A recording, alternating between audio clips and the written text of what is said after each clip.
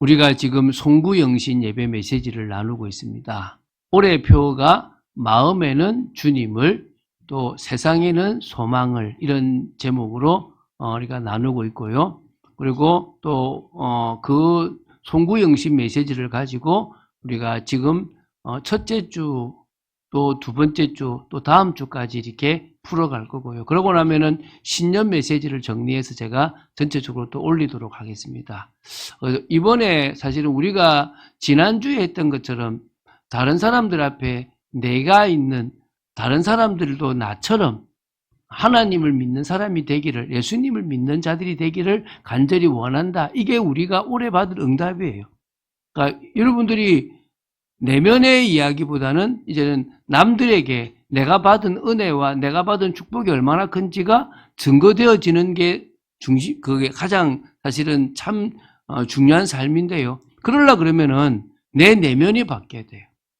순서는 내면이 바뀌고 전도가 되어지는 건데, 우리가 이번에는 먼저 전도라는 부분의 응답이 우리에게 와야 되기 때문에 이번 주간에 뭐죠? 마음의 주는 오직 그리스도밖에 없다. 그 그리스도만이 우리의 주가 되어야 된다라고 하는 겁니다. 제가 지금 작년 말부터 시작해서 우리 송구영신 때하고 계속 경험, 체험에 대한 얘기를 합니다. 그래서 그것은 다른 게 아니라 서론에서 나오는요, 주님과 만난 경험이에요.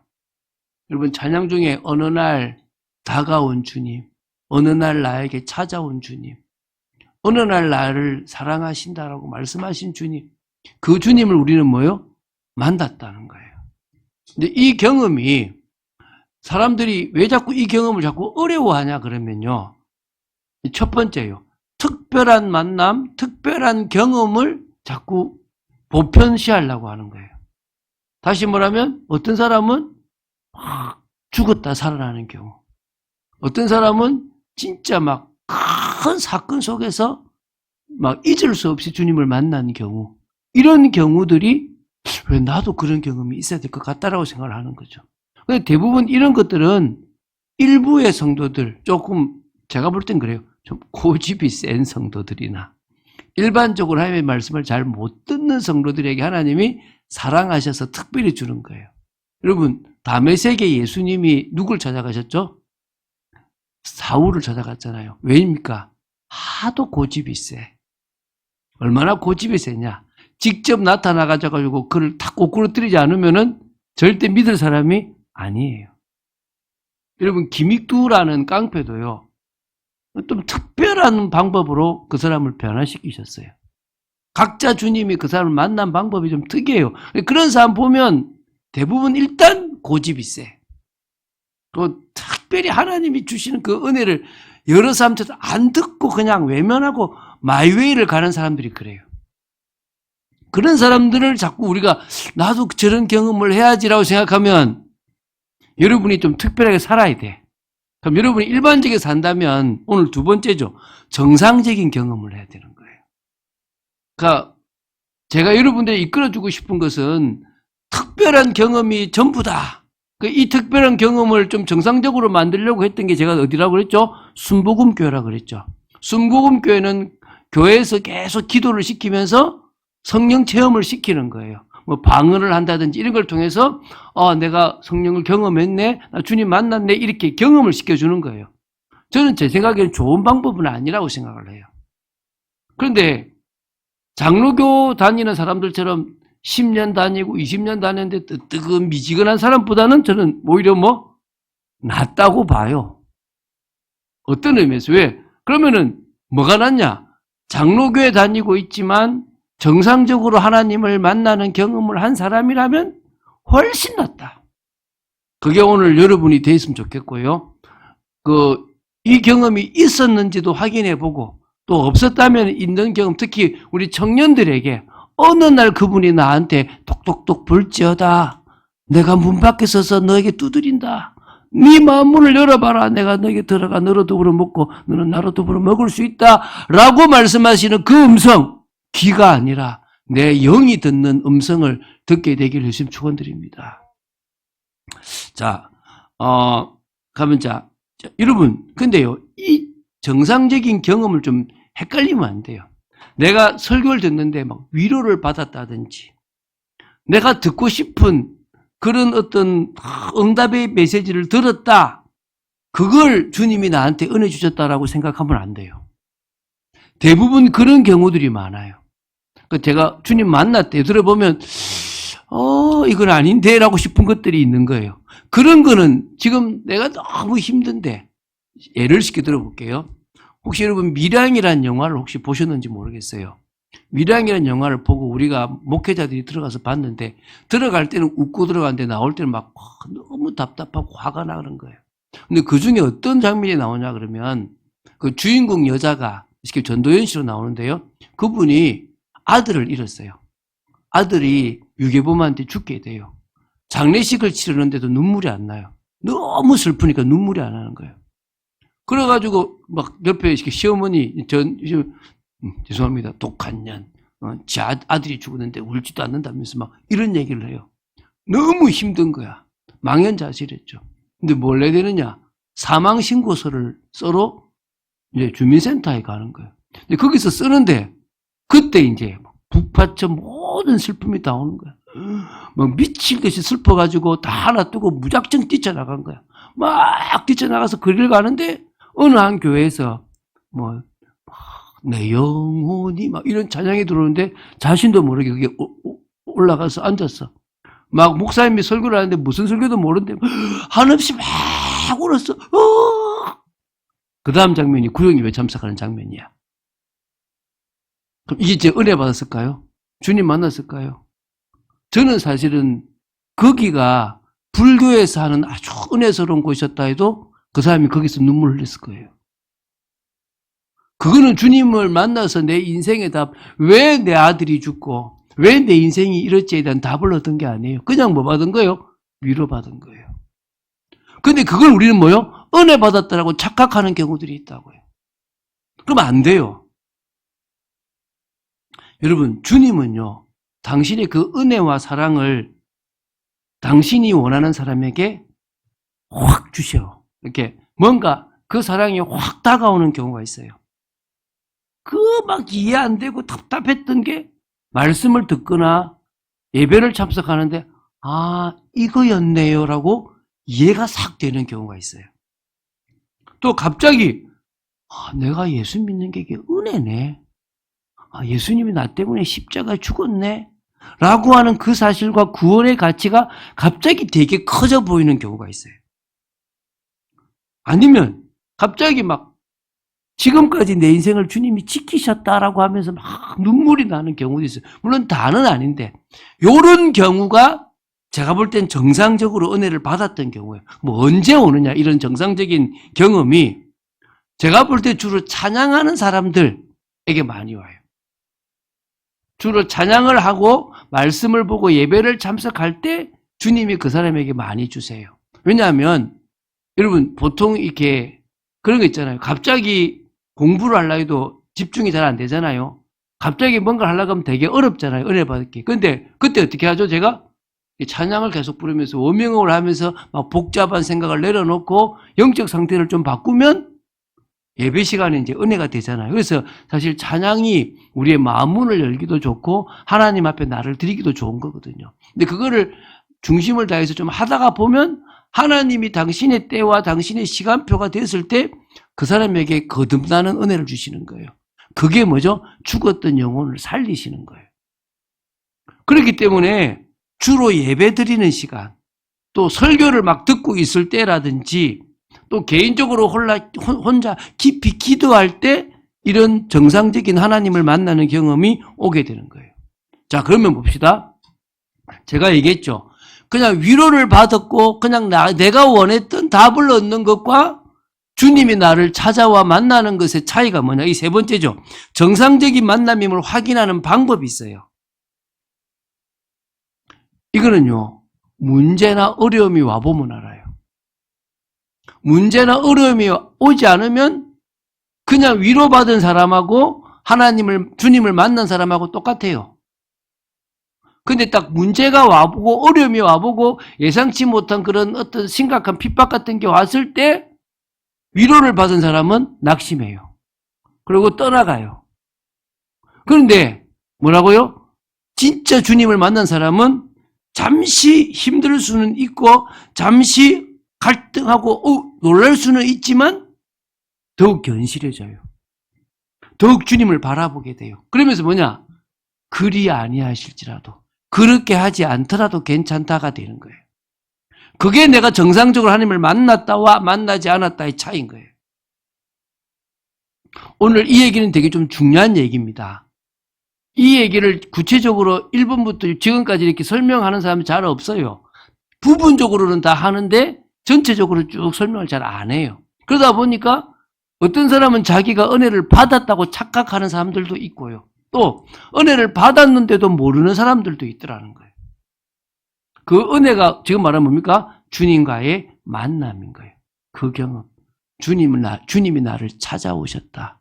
주님이 나에게 은혜를 주셨다는 거예요. 그래서 여러분 결국 이거예요. 구원보다 더 큰 가치가 없다라는 결론이 나야만 되는 거예요.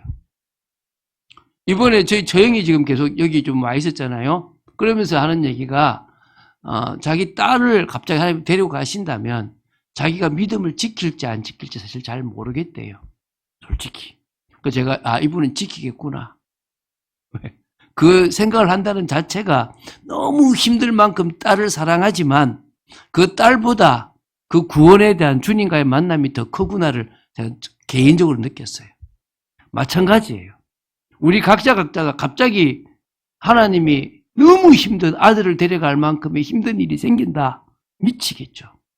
근데 진짜 주님과의 만남이 된 사람은 너무 힘들지만 이 또한 감사합니다라고 하나님 주시는 새로운 은혜를 또 깨닫게 돼요. 할렐루야. 그게 주님입니다. 뭐 주님이 데려간다는 게 아니라 안 데려가시죠. 특별한 이유 없으면. 제가 누구한테 그래요. 저는 딸을 달라니까 딸을 주시고 아들을 달라니까 아들을 주시고 또 딸 달라니까 딸 주셔서 그래서 제가 딸 이름을 지어놨어요. 딸 낳기 전에 첫째 딸. 첫째 딸 낳고 둘째 아들 낳기 전에 둘째 아들 이름을 지어놨어요. 둘째 아들 낳았을 때 셋째 딸 이름을 지어놨어요. 제가. 그러면 목사님 응답 잘 받는 게 아니고 그것 가지고 저를 하나님이 훈련시킬 필요는 없어진 거예요. 근데 어떤 사람은 딸만 줘야 될 사람은 아들을 아무리 달라 해도 안 주셔. 그걸 같은 개념으로 보시면 안 되는 거예요. 여러분들은 굳이 아들이나 자녀를 데려가실 이유가 없기 때문에 안 데려가실 거예요. 그러나 데려가신다 하더라도 주님이 이유를 주시고 은혜를 주실 거라고 믿으시면 돼요. 자, 너무 많이 지나서 빨리 넘어갑시다. 자, 오늘 이제 마음에 주는 오직 그리스도인데요. 그 말은 이 마음에는요, 반드시 주인이 자리를 잡아야 돼요. 빈집은 없어요. 잠시 빈집이 있을 수 있는데, 그럼 꼭 누가 들어와. 빈집은 없어요. 빈집이 생길 수가 없어요. 반드시 누가 들어와요. 자, 여러분, 그래서요, 첫 번째, 마음을 비우면 안 되는 이유가 있어요. 이게 지금 첫 번째죠. 뭐라고요? 마음을 비우면 안 돼요. 마태복음 12장 43절부터 45절에 보면요, 더러운 귀신에 대한 얘기를 하세요. 더러운 귀신이 집에서 나가면 주로 뭡니까? 찾는데요. 뭐냐? 비고 그 마음에 주인이 없어 비어있는 데를 찾는 거예요. 청소한 데를 찾는 거예요. 수리한 데를 찾는 거예요. 그럼 제가 생각해보세요. 마음을 청소한 게 뭐지? 뭐 악한 생각, 욕심 이런 거 다 버린 사람이 마음을 청소한 거야. 그럼 수리한 건 뭐죠? 상처 치유. 그래. 저 사람 용서하지. 그래. 나는 이제 다 바로 살 거야. 이게 수리한 사람이야. 제가 이렇게 요런 사람들이 주로 누가 들어오기 딱 좋다? 귀신들이 들어오기 좋은 거예요. 그들이 생각할 때 쉴 수 있는 곳이에요. 그들이 생각할 때 이게 내가 주인 돼야 되겠다고 들어오는 거예요. 그래서 마음을 비운 곳의 특징이 뭐냐? 물 없는 곳이에요. 물이 없다는 말이 뭐냐? 은혜가 없는 거예요. 말씀이 없는 거예요. 여러분, 말씀 없으면서 우리도 막 당하잖아요. 불신자들은 말씀 없잖아요. 그리고 어떤 면에서 분쟁과 시기와 싸움 뭐 이런 게 많은 곳이 마귀는 시기 좋은 거예요. 귀신은. 그래서 제가 볼 때요, 저 그러거든요. 인간이 만든 종교 중에 제가 볼 때 가장 고상한 종교는 불교다. 인간이 볼 때 가장 종교 중에서 조금 수준 낮은 종교는 성령 빼면 기독교다. 뭘 빼면요? 성령을 빼면 기독교다. 근데 인간적인 입장에서 가장 수준 있는 종교는 불교다. 그래서 저 유럽이나 저 미국에 불교가 확 한때 떴잖아요. 왜? 스스로가 뭔가 할 수 있을 것 같거든. 근데요, 그게 딱 여기 나온 것을 마음을 비우고 청소하고 수리하는 거예요. 그럼 오늘 나오거든요. 더 악한 귀신 7이 그 속에 들어간대요. 그래서 그 상태가 전보다 더 나빠진대요. 그래서 여러분 마음을 비우면 안 돼요. 마음을 비우는 순간에 누가 들어온다고요? 귀신 들어와요. 그래서요, 또 두 번째, 한 사람의 마음에 두 주인을 섬길 수가 없어요. 마태복음 6장 24절 여러분 잘 아시죠? 한 사람이 두 주인을 섬기지 못한다. 너희가 하나님과 재물을 겸하여 섬기지 못한다는 사실을 기억해라. 믿습니까? 나는 반반인데요. 없습니다. 절대 없습니다. 여러분, 하나님 그리스도가 주인이 되는 경우가 가장 좋죠. 그러면 하나님의 나라가 내 속에 임하게 되고 하나님 주시는 평안함이 있고 은혜가 있는 거예요. 반대로 여러분, 자신이 주인이 될 수 있습니까? 없어요. 여러분, 난 내가 주인이다. Never. 그건 빈집이에요. 누가 들어와요? 귀신 들어와요. 근데 자기는 뭘 모시냐? 재물, 성공, 또 뭡니까? 명예, 권력, 이런 거를 또 자식 가진 것들 우상으로 둘 수 있어, 주인으로. 그거는 결국은 누굴 두는 거예요? 귀신을 두는 거예요. 딱 두 개밖에 없어요. 그리스도를 모시거나 귀신을 모시거나. 제가 무속인한테 가서 그러거든요. 제가 이분을 어머니라 그래요. 어머니도 신을 모시고 나도 신을 모셨다. 맞죠? 근데 어머니가 모신 신은 자식한테 물려주고 싶지 않지 않냐? 나는 할 수만 있으면 내가 모신 이 신을 자식의 자식까지 물려주고 싶다. 그게 어머니가 모신 신하고 내가 모신 신의 차이다. 할렐루야. 여러분, 저는 그렇게 확신해요. 두 주인을 섬길 수가 없는 거예요. 그래서 결국은요, 예수 그리스도만이 우리 마음의 주인이 돼야 돼요. 다르게 말하면 예수 그리스도만이 우리 마음의 주인이 될 자격이 있습니다. 왜 자격이 있느냐? 자, 여러분, 제가 꼭 메모하시고 꼭 찾아보세요. 요한복음 1장 1절부터 14절. 요한복음 1장 1절부터 14절에 보면요, 말씀이란 분이 태초부터 계셨는데 이분은 하나님과 함께 계신 하나님이고 이분은 만물을 지은 창조주예요. 근데 그분이 우리에게 빛으로 오는데 그 안에 생명이 있어요. 그러니까 생명으로 오셨는데 그 안에 빛이 있죠. 근데 그 빛이 오셨는데 어디 자기 땅에 왔어요. 근데 자기 백성이 뭐하지 않았다? 영접하지 않았다. 그게 11절이에요. 자, 이 땅은 말씀이신 하나님의 땅이에요. 하나님의 백성들이 있는 곳이에요. 근데 하나님의 백성들이 누구를 거부했다? 주인을 거부한 거예요. 근데 14절에 그 말씀이 육신이 되어 우리 가운데 거하시니 우리가 그 영광을 독생자의 영광, 은혜와 이제 충만하더라 그랬어요. 그 말씀은 누구예요? 예수 그리스도. 그러면은 이 땅은 누구 겁니까? 예수 그리스도 거. 그럼 이 땅의 백성들은 누구 백성이냐? 예수 그리스도의 백성입니다. 그러면 내가 그분을 내게 모시는 것은 당연한 거예요. 골로새서 1장 16절도 기억하세요. 만물이 그에게서 창조되었고 또 만물이 그를 위하여 창조됐습니다. 명심은 그에게로부터 나왔고요. 그를 위해서 창조되었대요. 그러니까 나를 위해서 살아가는 게 얼마나 죄인지를 알아야 돼요. 그를 위해서 살아가야 돼. 왜? 우린 그의 것이니까. 그 만물이 뭐냐? 하늘과 땅에서 보이는 것들, 보이지 않는 것들, 왕권, 주권들, 통치자들, 권세들, 만물이 다 누구 거다? 그의 것이래. 그가 누구냐? 그리스도예요. 이게 골로새서 1장 16절이에요. 그러면은 내 마음의 주인은 누가 돼야 된다? 예수 그리스도예요. 또 해볼게요. 고린도전서 6장 19절 20절. 고린도전서 6장 19절 20절에 보면요. 예수님이 당신의 피로 값주고 사셨대요.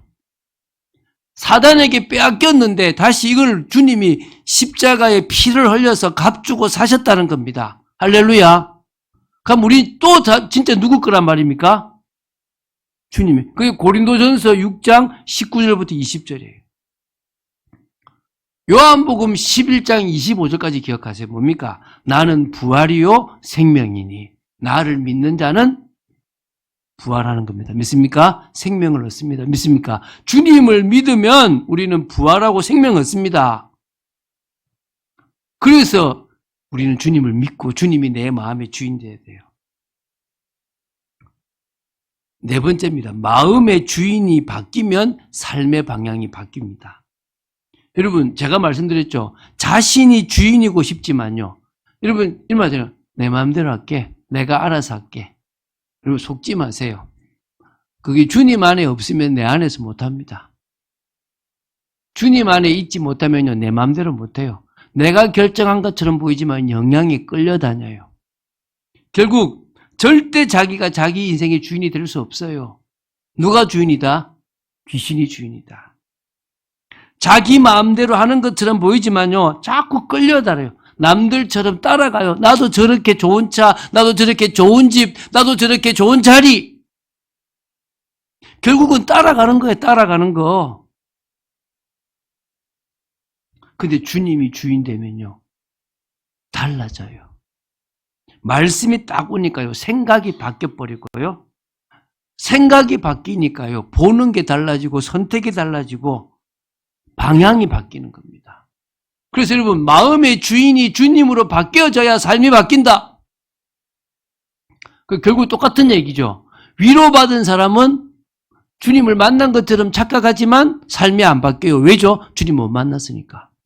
그런데 큰 경험이 없지만 주님을 진짜 만난 사람은 주님이 주인 되니까 삶이 바뀌어요. 할렐루야. 여러분 삶이 바뀌게 되는 것을 축원드립니다.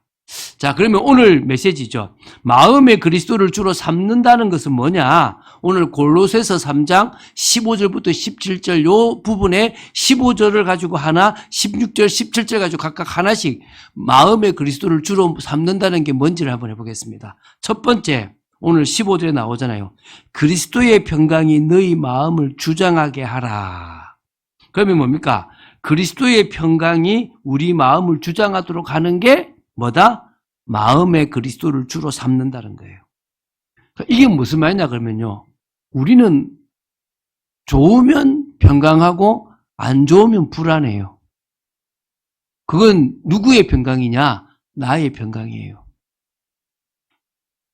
그런데 그리스도의 평강은 어떤 상황 속에서도 평강할 수 있는 거야. 왜? 하나님의 주권을 믿기 때문이에요. 그러니까 순간적으로 뭐지? 흔들릴 수는 있어요. 그러나 하나님은 살아계신다라고 믿는 거예요. 여러분, 전능이라고 하는 단어가요. 능력이 많으신 하나님이 아니에요. 그냥 못하시는 게 없는 거예요. 능력이 많은 건 사람이죠. 어떤 사람은 능력이 10만큼 있고 어떤 사람은 50만큼 있고 어떤 사람은 1만큼 있을 거 아니겠습니까? 그건 피조물이에요. 하나님은 뭐라고요? 전능자예요. 하나님은 능력이 많다라는 표현도 써야 되지만 많죠. 그런데 못하시는 게 없어요. 안 되시는 게 없어요. 그런데 그 하나님이 뭘 주시느냐? 문제를 주셨어요. 여러분, 내일부터 요한계시록을 볼 건데요. 요한계시록이 쓰여졌을 때가 기독교 박해가 가장 심했던 도미니안 박해 때예요. 어느 정도 심했냐 그러면요. 기독교인들 잡았어요. 카타콤을 불라 그래요. 불겠어요? 안 불고 죽어요. 협박 안 다니까요. 어떻게 하냐 그러면 한쪽에서는 사냥개들을요 막 굶주리고 찔러요. 그러면서 이쪽에서는 자식들을 데리고 와서 밥을 먹여요. 이 기독교인들을 같이 상을 먹이고 그러면서 뭐냐 이 자식들 위에다가 양털 같은 거를 딱 그 피 묻은 걸 입히고 보내는 거예요. 그럼 누구를 푸느냐? 개를 풀어요. 그러면 며칠 동안 먹지 못하고 계속 찔림 당했던 이들은요, 악에 받쳐 있어요. 바로 뛰어가서 목덜미를 물어버려요. 누굴 물었어요? 자식들을요. 그러니까 뭐예요? 결국 불 수밖에 없는 거야. 부니까 막 와해가 되기 시작한 거예요. 나중에 여러분 그거 알잖아요. 막 사자구 막 있는 데다가 놨다 그러잖아요. 그 전에 뭐인 줄 아세요? 헬라 신들에 대한 연극을 했어요. 헬라 신들이 되게 막 이상하거든요. 빨가벗겨놓고 거짓을 하게 하고 마지막이 뭐냐? 사자들로 밥 먹게 하는 거야. 엄청난 박해로요. 핍박이 있는 그때에 예수님이 요한에게 메시지를 주셨어요. 전에도 계셨고 이제도 계시고 장차 오실 그분인데 일장이 뭐냐면 이제도 계시고 전에도 계셨고 장차 오실 그 힘든 너희들과 내가 뭐하고 있다? 함께하고 있다. 7 별을 잡고 7 금초대 사이를 지나시는 늘 교회와 함께하는 누구다? 나 그리스도다. 그게 요한계시록이에요. 무슨 얘기인지 아시겠습니까? 오늘 여러분 주님의 평강이 온다는 것은 나한테 좋은 일이 있으면 좋고 나한테 나쁜 일이 있으면 슬픈 게 아니라 그 모든 것과 상관없이 주님이 나와 함께 하심으로 나는 뭐 할 수 있단 말입니까? 평강할 수 있다는 거예요. 이 말은 내가 누군지를 아는 거야. 내가 누군지를 아는 거예요. 나는 망할 수 없는 존재구나. 나는 세상에서 핍박을 받고 나는 세상에서 어려움을 당할 수는 있고 나는 세상에서 비천함에 처할 수도 있지만 나는 절대 망할 수 없는 존재구나. 그게 마음에 그리스도의 평강이 주장하는 거예요. 그러면요, 다른 겁니다. 이 상황에서요, 그 문제를 해결하려고 하지 말고 전능하신 주님, 우리와 함께 하시는 주님이 왜 이 상황을 허락하셨고 이 상황에서 바라시는 게 뭘까? 그게 주님의 평강을 마음에 탁 주장하도록 한 사람이 가지는 생각이에요. 그때부터 선택이 달라지는 거예요. 그때부터 순종할 수 있는 거예요. 그 순종이 역사를 일으키는 겁니다. 할렐루야. 여러분 그런 축복도 있게 되기 바랍니다. 두 번째요. 16절이죠. 그리스도의 말씀이 너희 속에 풍성히 거하여 그리스도의 말씀이 풍성히 거하게 하는 것. 이게 뭐라고요? 마음의 그리스도를 주로 삼는 거예요. 말씀이 거하는 건 두 가지 개념입니다. 쉽게 생각하면 그냥 로고스와 레마로 얘기해도 돼요. 뭐죠? 말씀의 기초를 딱 다져서 말씀 중심으로 나를 확립하는 거 로고스라고 생각하시면 돼요. 매일 나에게 주시는 하나님의 음성을 듣는 거 레마라고 생각하셔도 돼요. 그러니까 말씀을 풍성히 거하게 한다는 것은요, 지금 내가 필요한 말씀을 받는다는 게 아니라 머리부터 발끝까지 내 모든 생각을 말씀으로 바꾸는 거예요. 그래야만 진짜 오늘의 말씀이 내게 올 수 있는 거예요. 여러분 성경적 세계관이라고 하는 것은요, 기준을 바꾸는 거예요. 제가 쓰는 말 있잖아요. 저는 유도교였습니다. 뭐죠? 유교식 기독교. 어떤 사람은요, 불도교예요. 뭐죠? 불교식 기독교. 어떤 사람은 샤도교입니다. 샤머니즘이 가득한 기독교예요. 어떤 사람은 인도교예요. 인본주의를 잘 쓰는 기독교. 섞여 있어요. 철학이 섞여 있고, 여러분, 사실 신학에요, 철학이 들어가서 문제가 많아요. 여러분, 여러 사상이 내게 섞여 있는데 그 중에 내가 기독교예요. 이게 얼마나 문제인 줄 아세요? 가장 중요할 때요, 유교로 가요. 가장 중요할 때 불교로 가요. 내가 뭐 잘못했나? 하나님이 나한테 벌 주나? 또 뭔지 압니까? 하나님 살아계신 거 맞나? 이래 가요. 왜죠?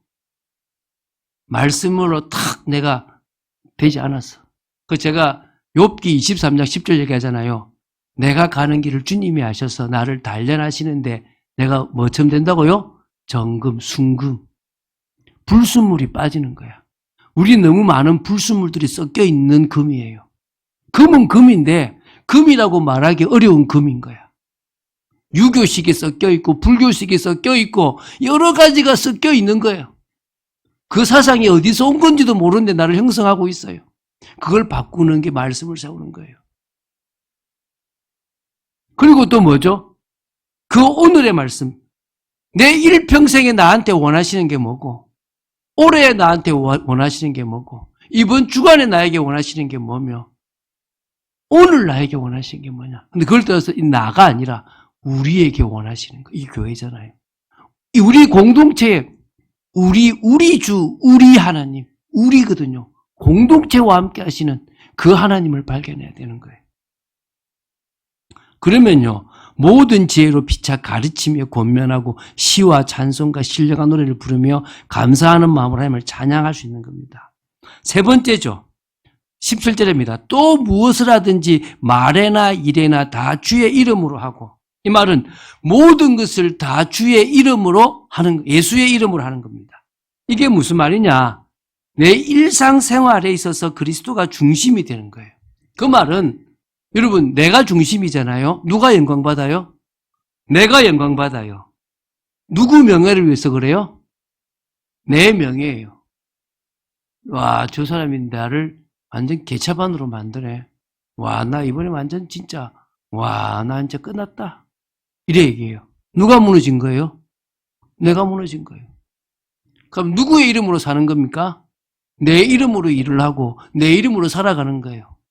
근데 우리는 모든 것을 주 예수의 이름으로 하는 거예요. 그러면은 주님이 영광 받는 거야. 그리스도가 영광 받고 그리스도의 명예를 위해서 하는 거예요. 그게 우리가 마음에 그리스도를 주로 모신다는 거예요. 말에나 일에나, 이 말은 인간의 모든 은행을 말하는 거예요. 삶 전체, 내 삶의 모든 영역을 말하는 거예요. 이 모든 영역이 주를 힘입어 하나님께 감사할 수 있는 삶, 할렐루야. 그게 주님의 영광을 위해 살아가는 거예요. 오늘 그러면은 자, 여러분이 오늘 붙잡아야 될 게 이 세 가지죠. 아, 나는 평강이, 그리스도의 평강이 나를 주장하도록 하자. 내 평강은 여러분 뭡니까? 냄비 같아. 양은 냄비. 뽀록 끓었다, 뽀록 식었다. 하루에도 수천 번을 바뀌는 거예요. 그런데 그리스도의 평강은 뭡니까? 요동치 않아요. 두 번째는 그리스도의 말씀을 풍성히 거하게 하는 거예요. 세 번째는 주 예수의 이름으로 모든 걸 하는 거예요. 자, 그러면 이제 주의할 거를 말할게요.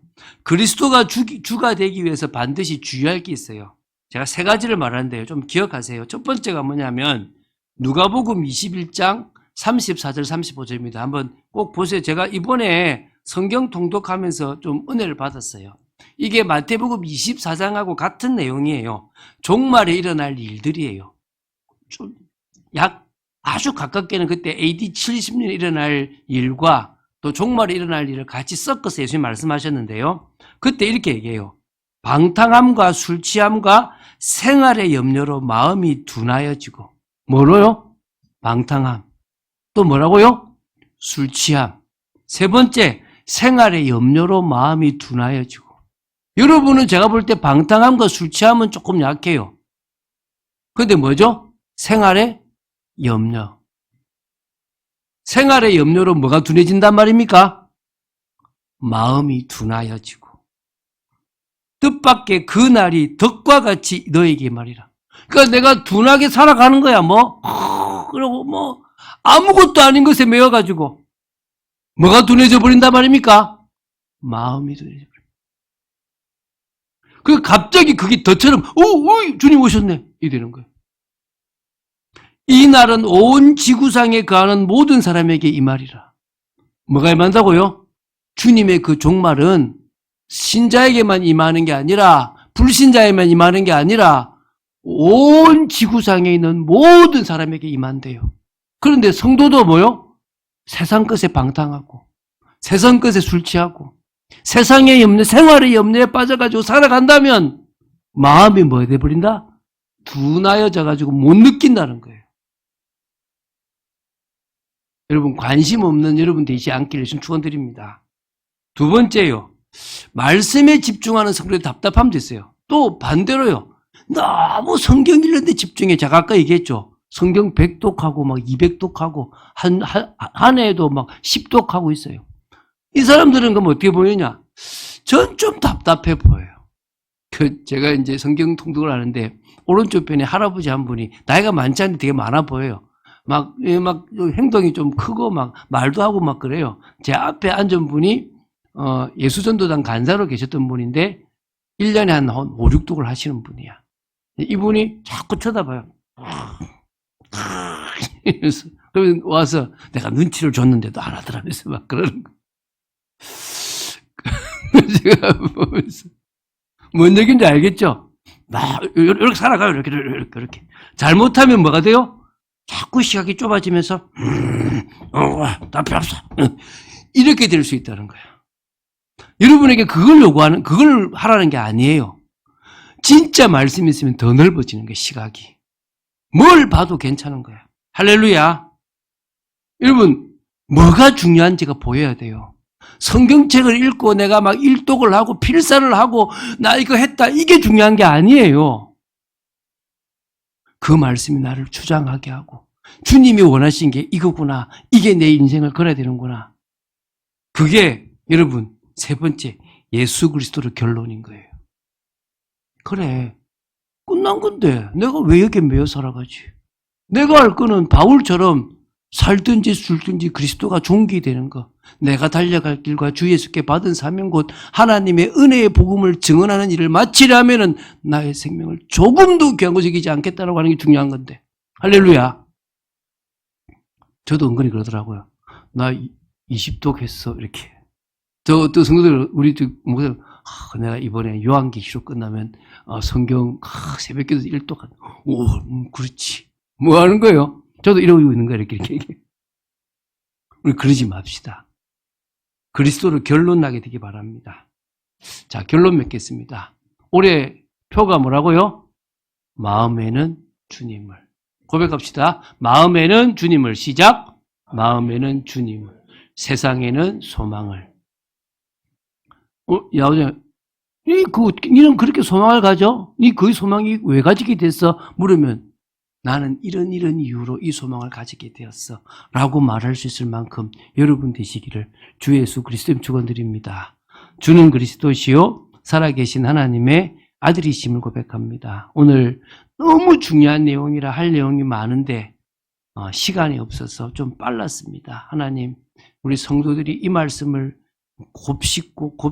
곱씹으면서 정말 주님을 만난다는 경험이 뭔지를 좀 나는 만났는지를 제대로 인식할 수 있게 하여 주시고 또 내 마음의 주인은 주가 되어야 된다. 그러기 위해서 나는 그리스도의 평강이 내 마음을 주장하도록 또 나는 말씀이 풍성히 거할 수 있도록 나는 예수님의 이름으로 살아간다라고 고백하는 우리 성도들 되도록 지켜 주시옵소서. 일평생 주님만을 바라보는 응답받는 성도 되도록 지켜 주시옵소서. 주 예수 그리스도 이름으로 기도드립니다. 아멘.